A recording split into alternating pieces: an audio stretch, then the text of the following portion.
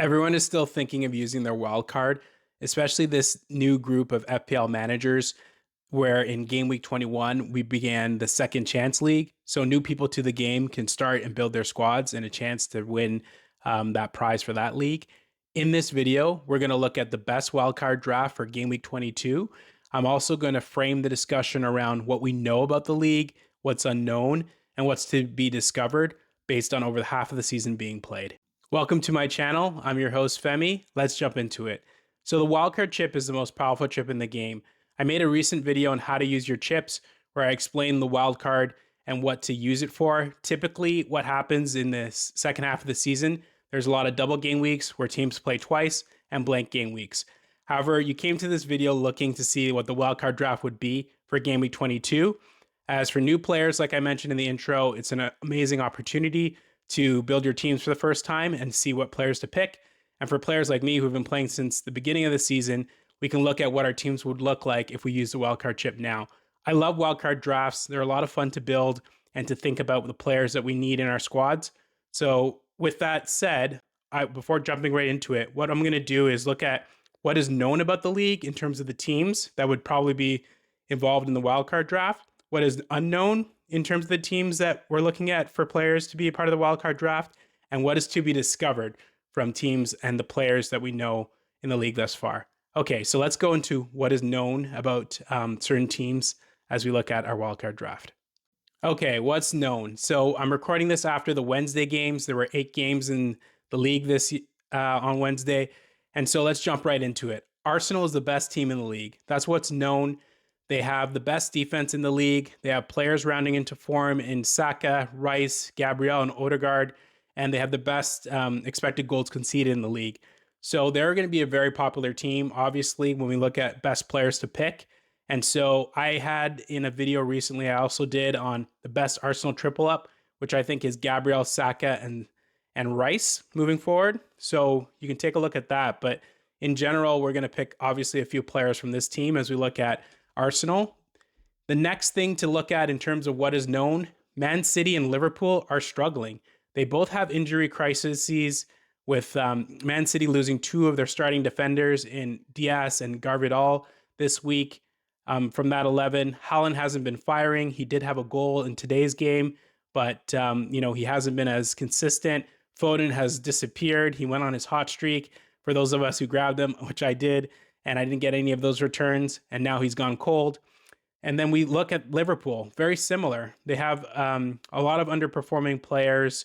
Salah, who led the league in FPL points last season, has been non-existent. He's at AFCON now, but he comes back and he hasn't been doing quite well. We have Wirtz and Isak. Isak, who's injured, and Wirtz, both over 100 million pound signings who just haven't hit the mark. So Liverpool is looking for consistency, and they don't have it yet.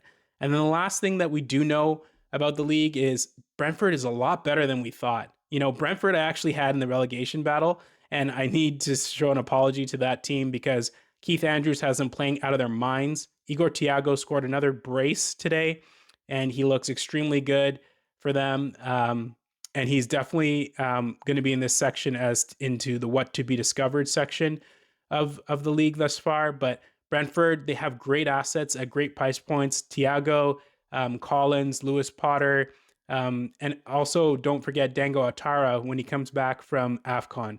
So that's what's known about the league thus far. Let's jump into what is unknown. So we don't know how Chelsea will cope. That's the first thing to start off in the unknown category.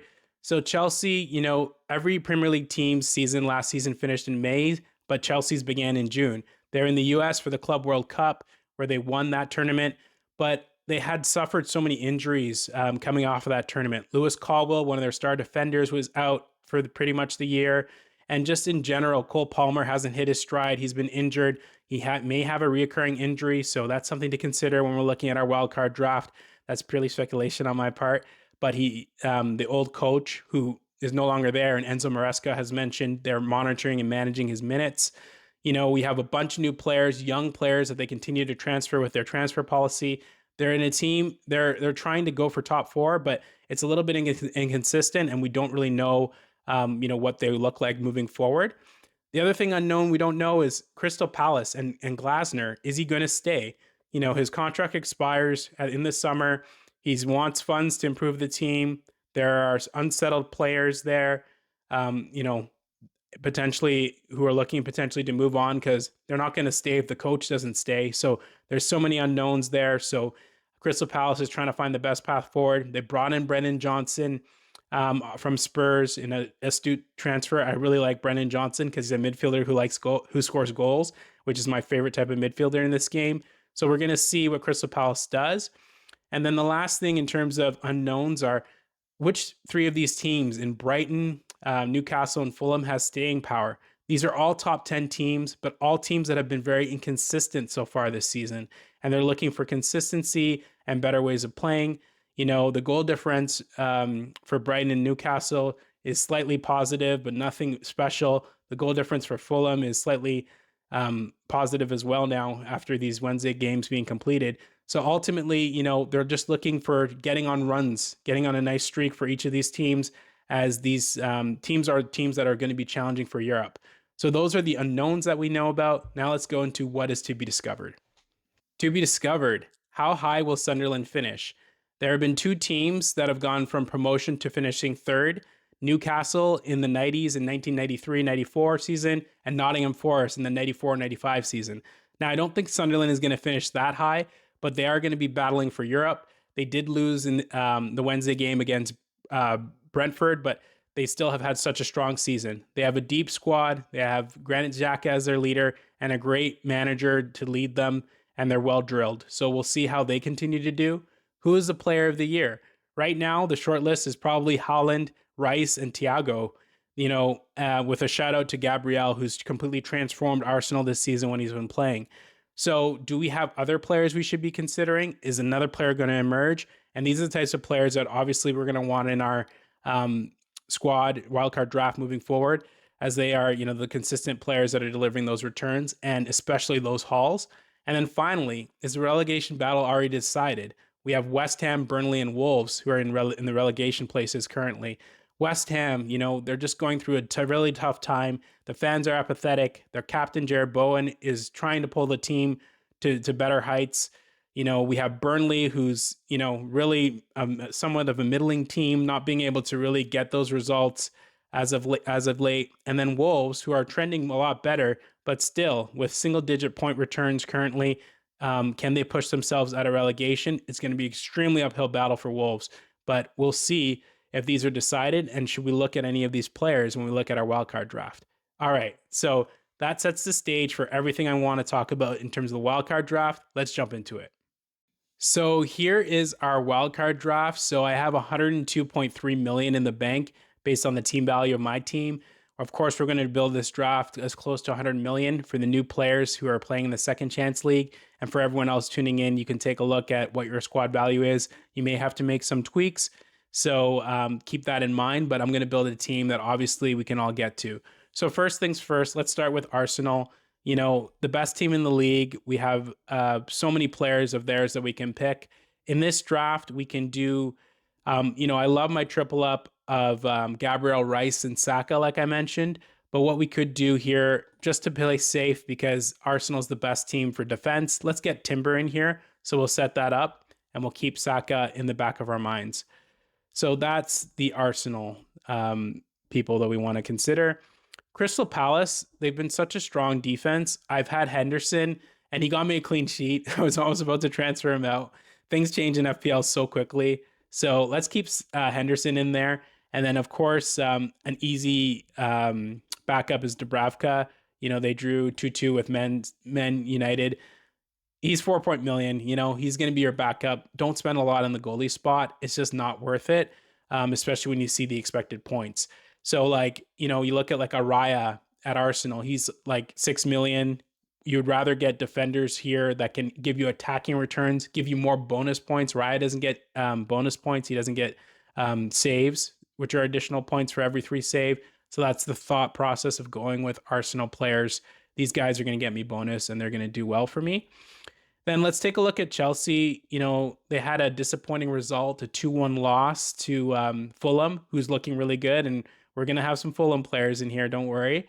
And in Chelsea, you have some defenders. You have a Chalaba.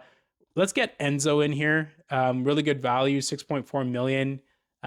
He's a good hedge if Palmer's minutes aren't good because he can step in. He'll be on penalties. So that's actually a nice way of playing it. And we can put Chalaba in here for now. He's just ticking along with DEFCONs. He's one of the top 5 scoring defenders in the game. Let me just check that. If I remember correctly, yeah, he's right behind Gabriel. So he's one we want to look at because Chelsea's fixture run does improve in a couple game weeks. So you're going to want some Chelsea assets. Let's just hold off and have 2 for now. And then let's look at this team that I mentioned. That's a little bit, it was in the unknown category in Fulham. I really do like Robinson. I know he came off, but at 5 million, he's such a great pick. He's the left back there. He can get up and down the field. Had so many assists, I believe it was last season. He's someone to definitely consider. And Harry Wilson, it's time. It's time to put him in.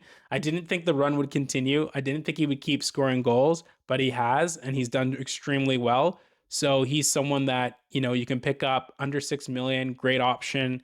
You're going to need a couple of those players. As you can see, we have 2 players that are under 6.5 million that are great value, and even Rice at 7.2 million now.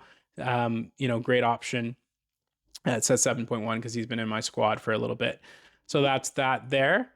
And then, what other great teams are we going to look at? Brentford. Remember, Brentford, so many great assets, so much great value in Brentford. So I'm looking at Collins or Lewis Potter. Collins has been absolutely amazing.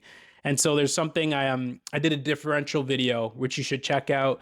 And I talked about Collins and how he hadn't really done it much. He was on my bench last week. He scored a goal and had an assist. Another that was a double-digit haul. Another double-digit haul today. He has to come in. He's under 5 million, guys. Like, you can't find this value everywhere, and he's a differential. So definitely consider him. And then the man up top.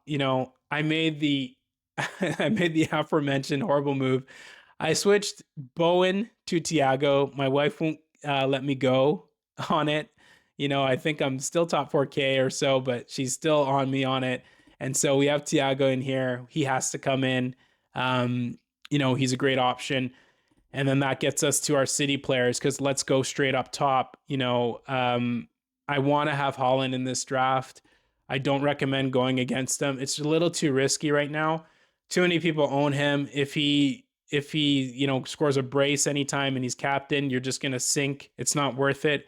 So Haaland comes in, and then we have a great options from a Bournemouth perspective with Krupi Jr., who keeps scoring at 4.6 million.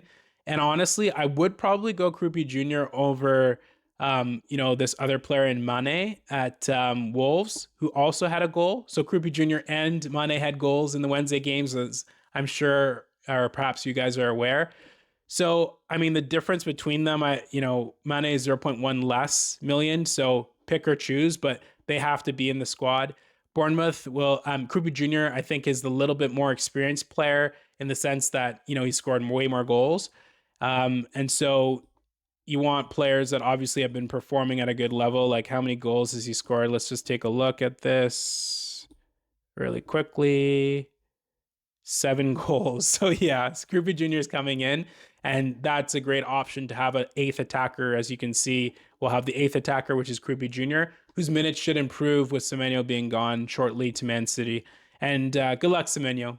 He had the farewell goal in his last game, most likely today. So that was yesterday. So that was something to take a look at and check out. So now we have 2 more spots left, and you know where I'm going with this. I have to go to Man U, and we have to pick up Bruno Fernandes, who had an assist in his comeback game after his injury when he never gets hurt. Bruno, FPL community loves him. I haven't never really owned him that regularly over the last couple years, but he's a great asset to own. Penalties, he can get DEFCON now that's been added to the game. He's such a strong player. Plays 90s. He barely gets hurt. He had this injury that he just came back from, but typically he's always in the squad. So there we go. And then look, we have tons of money left. We have 10.6 million. So here you have options. So, when you're building this draft, you want to get players from teams that you think could do well. And the big question mark here is, should we go back to Chelsea and get Cole Palmer, right? Should we fill him in? Should we put Cole Palmer in? Or do we put Saka in?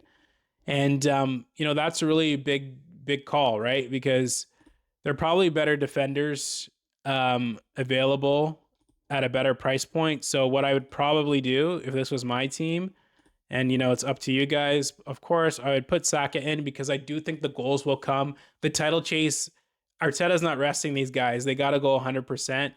And because Arsenal's locked up the Champions League and their FA Cup matches against a weaker side, Saka's minutes, I do believe, will be good. So Saka will come in this squad. And then you still have, tons of money to fix the defense. So what you could do is take a look at, who you want here. You could go safe, or you could double up with like a Lacroix or as a placeholder, because one person we do want when he comes back will be Munoz at 5.8 million. So that would be a great option to have. He's basically a right winger in the game, but he's a defender. For those new to the game, there was a player in Trent Alexander-Arnold who would play for Liverpool, and he was awesome. I mean, you guys probably know him if you like football, which I do, obviously. And he would get goals and assists. Munoz is a lesser version of that. And at under 6 million, and with the returns that he had 91 points prior to getting hurt. He's a great option there. But what you could do is just put a placeholder with Gay, because Gay has been doing really well. He may go to City, so that could be a concern. But ultimately, Gay or Lacroix I'd put in. You could easily make that transfer. You'll have transfers after the wild card. And that's what I would do. So as my team, here's how it looks and how it's set up. Henderson in goal with Dubravka backup. Solid there. You have a bunch of defenders who are good for DEFCON, and there's assist and goal potential. You have goal potential in Gabriel, Collins, and Lacroix is more DEFCONs. And then Chalobah, I'd also put in the goal potential category, and Robinson for assists. He's working his minutes back up, but he wants a World Cup play, so he's going to be playing for sure. And then in the midfield, Saka Rice, great combination. If they both keep scoring, you're going to thank me later, because the bonus points will be coming in, and that's exactly what you need and want is goals from midfielders. Wilson, who I mentioned, great player right now, scoring a load of goals. He's going to get better when Iwobi comes back as well. So that's something to look out for. When Iwobi comes back from AFCON, he's playing with Team Nigeria there. Bruno Fernandes, must have good goal scoring threat, an option there. And then Enzo, right? Enzo's the Chelsea hedge, the Palmer hedge. Should Palmer not be performing, he'll be the backup penalty taker. And then up front, Haaland, Thiago, not much more to say there. 1-2 in scoring, always looks good. And then Krupi Jr. as that 8th attacker, 7 goals scored at 4.6 million, incredible value. So that's the wildcard draft, guys. Let me know if you liked everything that you saw. If you make minor changes, no Everton defenders in the wildcard draft, but let me know what your thoughts are, and I will see you in the next video. And if you like this video, please like and subscribe, and I'll see you in the next one.